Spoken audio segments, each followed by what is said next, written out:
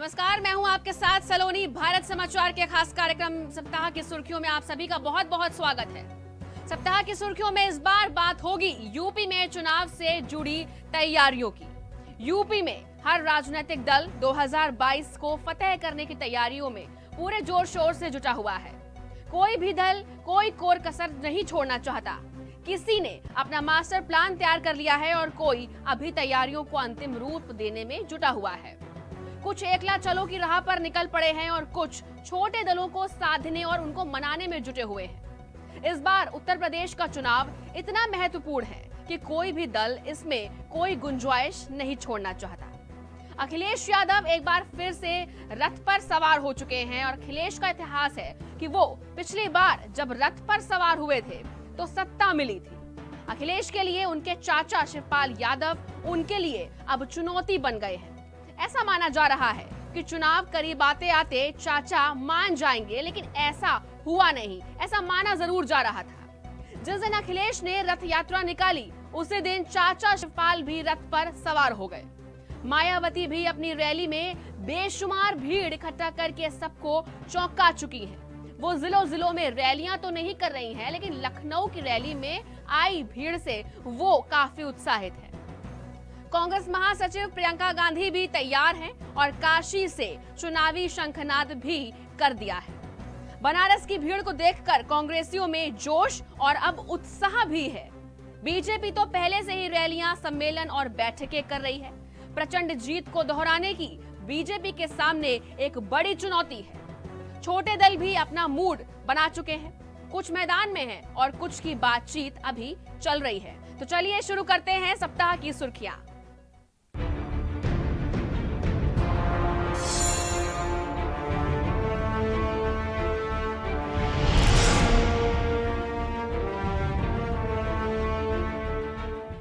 UP में 2022 विधानसभा चुनाव का रंग चढ़ने लगा है। सभी पार्टियों के नेता सड़कों पर आ गए हैं। सत्ताधारी पार्टी बीजेपी भी अब एक्शन मोड में आ चुकी है, तो विपक्ष सरकार के खिलाफ मोर्चाबंदी कर रहा है। इसीलिए सभी अपने अपने हिसाब से दांव पेच अपना रहे हैं। बीजेपी ने प्रधानमंत्री मोदी के लखनऊ दौरे से चुनावी शंखनाद क्या किया, विपक्षी दलों ने अपनी रणनीति का ऐलान कर दिया। यूपी में कैसे सियासी हलचल बढ़ गई है, ये विपक्ष की रैलियों और रथ यात्राओं के जरिए आप समझ सकते हैं। अखिलेश यादव समाजवादी विजय रथ यात्रा के जरिए 2022 का चुनाव जीतने के लिए मैदान में उतर चुके हैं और उनके चाचा शिवपाल यादव भी यूपी की चुनावी जमीन को नापने के लिए रथ पर चढ़ चुके हैं। मायावती ने लखनऊ में शक्ति प्रदर्शन किया तो प्रियंका गांधी भी सड़कों पर उतरकर अपनी ताकत दिखा रही है। 2022 के चुनाव से पहले यूपी का सियासी पारा काफी हाई हो चुका है, क्योंकि मुद्दों के आधार पर राजनीति कोई कर रहा है तो कोई रथ यात्रा लेकर चुनावी मैदान में उतर चुका है। तो वहीं समाजवादी पार्टी अपने खोए हुए जनाधार को दोबारा से वापस पाने की कवायद में जुटी हुई है और इसी के चलते सपा प्रमुख अखिलेश यादव ने 12 अक्टूबर को कानपुर से विजय यात्रा की शुरुआत की और उन्हें भारी जन समर्थन भी मिला, जो कहीं ना कहीं ये दिखाता है कि सपा को अपनी खोई हुई जमीन को वापस पाने में ज्यादा मुश्किल नहीं होगी। सपा ये रथ कोई पहली बार नहीं चला रही है। जब जब ये रथ चला है तब तब सपा की सरकार बनी है। तो वही समाजवादी पार्टी से अलग होकर प्रसपा प्रमुख शिवपाल यादव ने सत्ता परिवर्तन के लिए मंगलवार को मथुरा के वृंदावन से सामाजिक परिवर्तन यात्रा निकाली। तो भतीजे की राह पर चले चाचा शिवपाल का दावा है कि अब की बार यूपी में परिवर्तन होकर रहेगा। अब ये परिवर्तन किसके पक्ष में होगा, फिलहाल ये कहना मुश्किल है। इसके लिए परिणामों का इंतजार करना पड़ेगा। खैर, अखिलेश यादव यूपी में जीत की हर संभव कोशिश कर रहे हैं। वो तमाम मुद्दों को लेकर लोगों के बीच रहते हैं। आपको बता दूं कि 2017 में अखिलेश ने सत्ता गंवाई थी, तो 2019 में कन्नौज से वो चुनाव भी हारे थे। फिरोजाबाद और बदायूं सीट भी एसपी के हाथ से निकल गई थी। लेकिन जब जब अखिलेश यादव रथ पर सवार हुए हैं उसके बाद सपा को सफलता मिली है। इस पर आधारित एक रिपोर्ट दिखाते हैं आपको।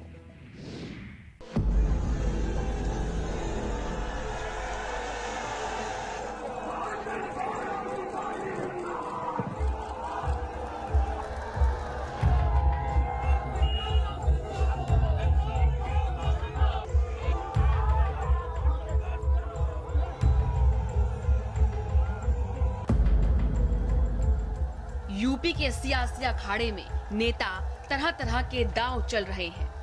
2022 के चुनावी नतीजे अपने पक्ष में करने के लिए सभी सियासी दल रथ यात्रा निकाल रहे हैं। बीजेपी, एसपी, बीएसपी और कांग्रेस समेत तमाम छोटे दल लोगों तक पहुंचने के लिए रथ पर सवार हो चुके हैं। ऐसे में सवाल ये है कि क्या रथ यात्रा से यूपी का विजय पथ मिलेगा?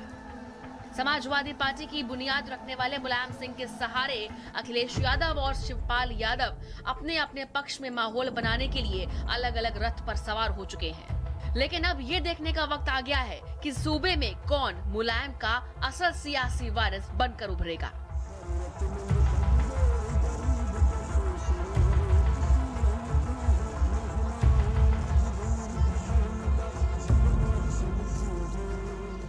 भारतीय जनता पार्टी की दिल्ली और लखनऊ की सरकार ने जिस तरीके से उनके साथ धोखा किया है, किसान अपमानित हुआ है, नौजवान की नौकरी रोजगार छिने हैं, महंगाई बढ़ी है। आज जब कानपुर में हम और आप चल रहे हैं तो सोचिए आप पेट्रोल कितनी कीमत का है।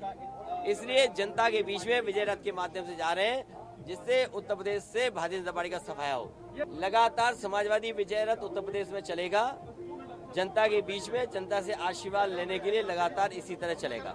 सत्ता जाने वाली है, भारतीय जनता पार्टी का सफाया होगा।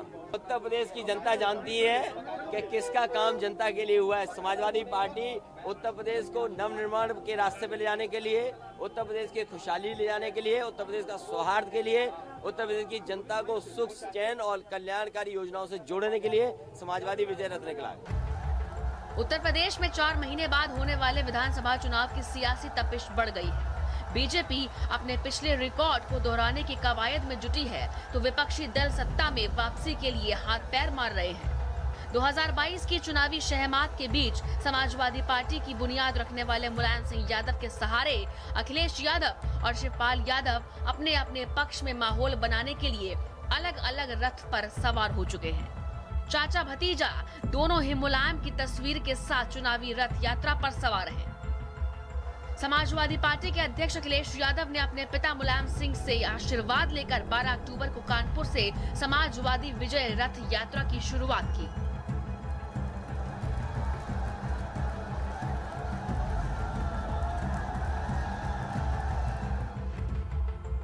तो वहीं दूसरी तरफ प्रदेश में 2 बार क्रांति रथ निकाल चुके मुलायम सिंह यादव के पद चिन्हों पर चलते हुए शिवपाल यादव ने भी सामाजिक परिवर्तन रथ यात्रा मथुरा से निकाली, जो 27 नवंबर को रायबरेली में खत्म होगी। बताते चले कि शिवपाल पहले ही कह चुके हैं कि सपा के साथ समझौते का इंतजार खत्म हुआ और अब महाभारत होगी।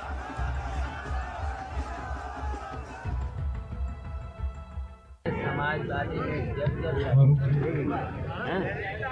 परिवार बात तो नहीं चला, चुनाव लड़के आए हैं, छोटे से लेकर के बड़े बड़े चुनाव लड़े हैं और जीते हैं। अभी 2 चुनाव हम जीते हैं। बताओ 2022 के सियासी चुनौतियों के बीच जब चाचा भतीजे को एकजुट होकर चुनावी रण में उतरना चाहिए था, तब मुलायम के आंगन से 2 रथ निकले हैं। शिवपाल यादव और अखिलेश यादव अपने अपने सियासी माहौल बनाने के लिए रथ यात्रा पर निकल चुके हैं। ऐसे में भले ही दोनों एक दूसरे पर सियासी निशाना ना साधें, लेकिन मुलायम के राजनीतिक आधार पर दोनों ही अपने अपने साथ साधने की कवायद करते जरूर नजर आएंगे। रिपोर्ट, भारत समाचार।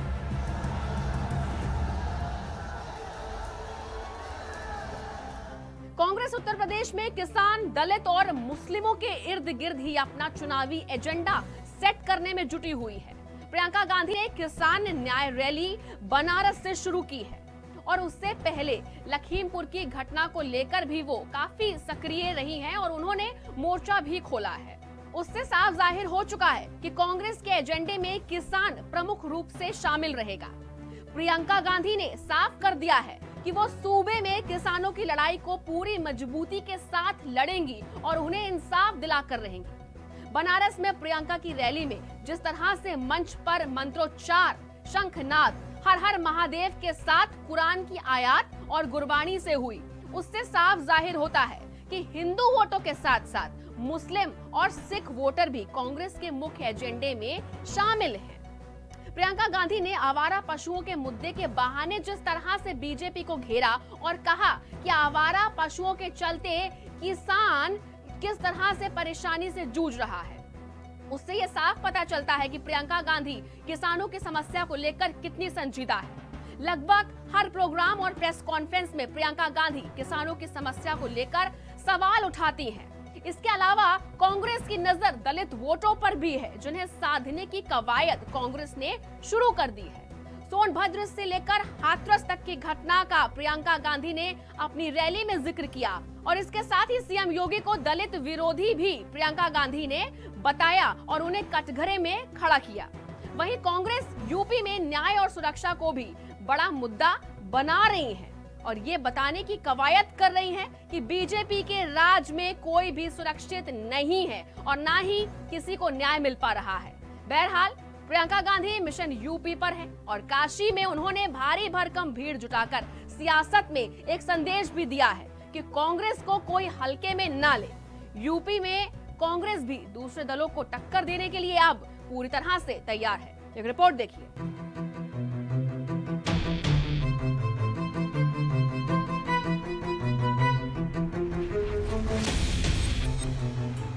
मंदिर में प्रियंका गांधी,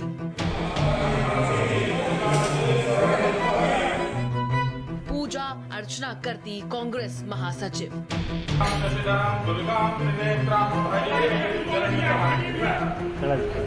मंत्रोच्चार करती प्रियंका, या देवी सर्वभूतेषु शक्तिरूपेण संस्थिता, नमस्तस्यै नमस्तस्यै नमस्तस्यै नमो नमः। गले में माता की चुनरी और माथे पर तिलक, ये प्रियंका का अंदाज है। यूपी में चुनाव है और प्रियंका ने कुछ इसी तरह से चुनाव प्रचार का आगाज किया। मंदिर और धर्म के रास्ते पर चलते हुए कांग्रेस महासचिव 2022 के रास्ते पर चलती हुई दिखाई दी। प्रियंका गांधी ने यूपी में चुनाव प्रचार का आगाज शिव शक्ति पूजा से किया।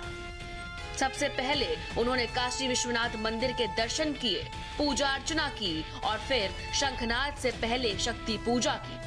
उन्होंने माता कूष्मांडा से आशीर्वाद लिया।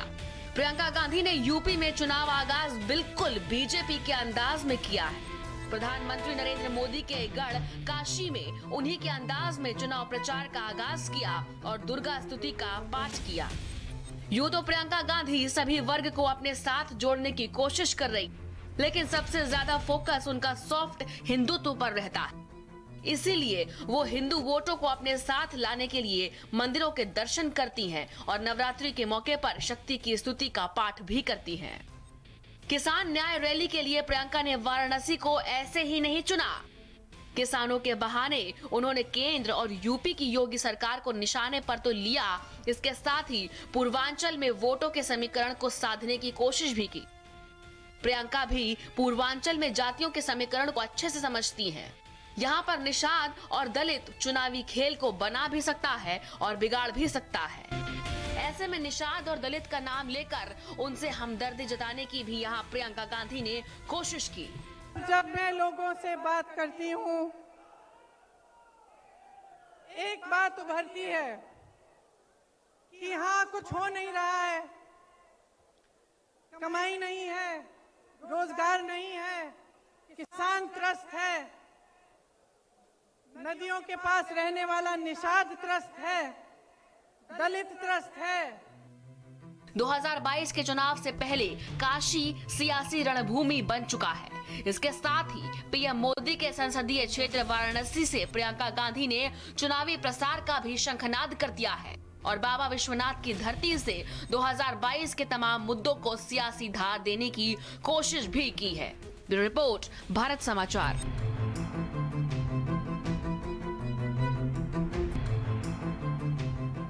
उत्तर प्रदेश की राजनीति में लगभग हर दल सक्रिय है। चुनाव का वक्त काफी कम बचा है, ऐसे में तैयारियों को अंतिम रूप दिया जा रहा है। खुले मैदान में रैलियों से लेकर बंद कमरों में रणनीतियां बन रही हैं और इस तैयारी में बीजेपी सबसे आगे नजर आ रही है। बीते कई महीनों से बीजेपी के चुनावी कार्यक्रम जारी हैं और रैलियों से लेकर छोटे छोटे कार्यक्रम किए जा रहे हैं। बीजेपी का संगठन काफी सक्रिय हो चुका है। लखनऊ से लेकर दिल्ली तक लगातार मंथन चल रहा है। कई दौर की बैठकें हो चुकी हैं और आगे भी जारी रहेंगी और कार्यकर्ताओं को जीत के लिए लगातार मंत्र भी दिए जा रहे हैं। पार्टी दफ्तर पर बीजेपी के रणनीतिकार चुनाव तैयारियों का फीडबैक भी ले रहे हैं। उत्तर प्रदेश में बीते कई सालों से किसी राजनीतिक दल को दोबारा से अपनी सरकार रिपीट करने का मौका नहीं मिला। लगातार 15 सालों से यूपी की जनता सबको बारी बारी से मौका देती आई है। 2007 में उत्तर प्रदेश की जनता ने बहुजन समाज पार्टी को पूर्ण बहुमत देकर सरकार बनाने का मौका दिया, तो वहीं 2012 में अखिलेश की समाजवादी पार्टी को जनता का समर्थन मिला। 2017 में यूपी के प्रचंड बहुमत के साथ कमल खिला और बीजेपी इसी प्रचंड जीत को अब बरकरार करने के लिए प्रयास भी कर रही है, जिसको लेकर हाई लेवल की मीटिंग और बैठकें, रैलियां सब हो रही हैं। यूपी का चुनाव बीजेपी के लिए इतना महत्वपूर्ण है कि प्रधानमंत्री नरेंद्र मोदी की यूपी में सक्रियता भी लगातार बढ़ गई है। अलीगढ़, वाराणसी और उसके बाद लखनऊ, अब पीएम मोदी का सिद्धार्थनगर दौरा भी होने वाला है। अक्टूबर के आखिरी सप्ताह में पीएम मोदी सिद्धार्थनगर जाएंगे और एक तरह से वो दौरा बीजेपी के लिए यूपी में चुनावी शंखनाद होगा। उत्तर प्रदेश के चुनाव के महज 1.5 साल बाद ही लोकसभा के चुनाव की आहट भी शुरू हो जाएगी। इसलिए यूपी का चुनाव बीजेपी के लिए काफी महत्वपूर्ण है। बीजेपी यूपी फतह करने के लिए अब कोई कसर नहीं छोड़ना चाह रही है। बीजेपी की रणनीति है कि वो यूपी में फिर से सरकार बनाए। फिलहाल यूपी में बीजेपी की तैयारी पर यह खास रिपोर्ट दिखाई देते हैं आपको। 2022 का चुनावी रण, बीजेपी का सीक्रेट प्लान, शिलान्यास से पहले मिलेगी सत्ता, दिल्ली से लखनऊ तक मंथन। 2022 के विधानसभा चुनाव से पहले भारतीय जनता पार्टी अपने सीक्रेट मिशन में जुट गई है।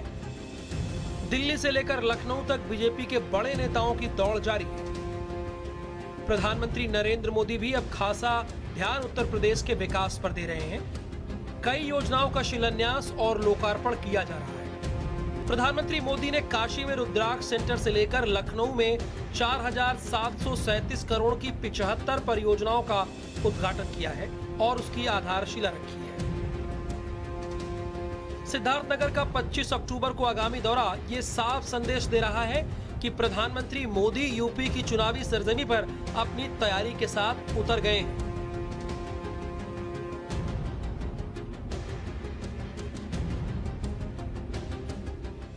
कैसे योगी जी लगातार यहां आते हैं, एक एक विकास योजना की समीक्षा करते हैं, खुद ऊर्जा लगाकर कामों को गति देते हैं। ऐसी ही मेहनत ये पूरे प्रदेश के लिए करते हैं। हर एक जिले में जाते हैं, हर एक काम के साथ खुद लगते हैं। यही वजह है कि यूपी में बदलाव के ये प्रयास आज एक आधुनिक यूपी बनाने में तेजी से आगे बढ़ रहे हैं। आज यूपी में कानून का राज है, माफिया राज और आतंकवाद जो कभी बेकाबू हो रहे थे, उन पर अब कानून का शिकंजा है। 2014 से पहले और बाद में जितने चुनाव हो रहे हैं, चाहे राज्य के हों या केंद्र के, हर जगह प्रधानमंत्री नरेंद्र मोदी ही बीजेपी का चेहरा बनकर सामने आ रहे हैं। यूपी विधानसभा चुनाव में अब 5 महीने का समय बचा है और अभी से अप्रत्यक्ष रूप से पीएम मोदी ने चुनाव की कमान संभाल ली है। चाहे दीपावली पर अयोध्या में 7.5 लाख दिए जलाने की घोषणा हो या फिर प्रधानमंत्री आवास योजना के 9 लाख लोगों से 2 दिए जलाने की घोषणा की। प्रधानमंत्री मोदी ये बात जानते हैं कि इस तरह की अपील लोगों को जोड़ सकती है और इसका सीधा फायदा बीजेपी को आगामी चुनाव में मिल सकता है। आपने हमें दायित्व दिया तो हमने अपना दायित्व निभाने की ईमानदार कोशिश की है। साथियों, 2014 से पहले जो सरकार थी, उसने देश में शहरी आवास योजनाओं के तहत सिर्फ 13 लाख मकान ही मंजूर किए थे। ने पीएम आवास योजना के तहत शहरों में 1,13,00,000 से ज्यादा घरों के निर्माण की मंजूरी दी। इसमें से 50 लाख से ज्यादा घर बनाकर उन्हें गरीबों को सौंपा भी जा चुका है। साथियों, ईंट पत्थर जोड़कर इमारत तो बन सकती है, लेकिन उससे घर नहीं कह सकते। लेकिन वो घर तब बनता है जब उसमें परिवार के हर सदस्य का सपना जुड़ा हो, अपनापन हो, परिवार के सदस्य जी जान से एक लक्ष्य के लिए जुटे हुए हो, तब इमारत घर बन जाए। चुनाव से पहले प्रधानमंत्री मोदी का यूपी में बार बार आना और राज्य को परियोजनाओं के जरिए सौगात देना कहीं न कहीं बीजेपी के लिए चुनावी पिच तैयार कर रहा है। और बीजेपी का 350 पार का सपना प्रधानमंत्री मोदी इसी सीक्रेट प्लान के जरिए पूरा करने की कोशिश में जुटे हैं। ब्यूरो रिपोर्ट, भारत समाचार।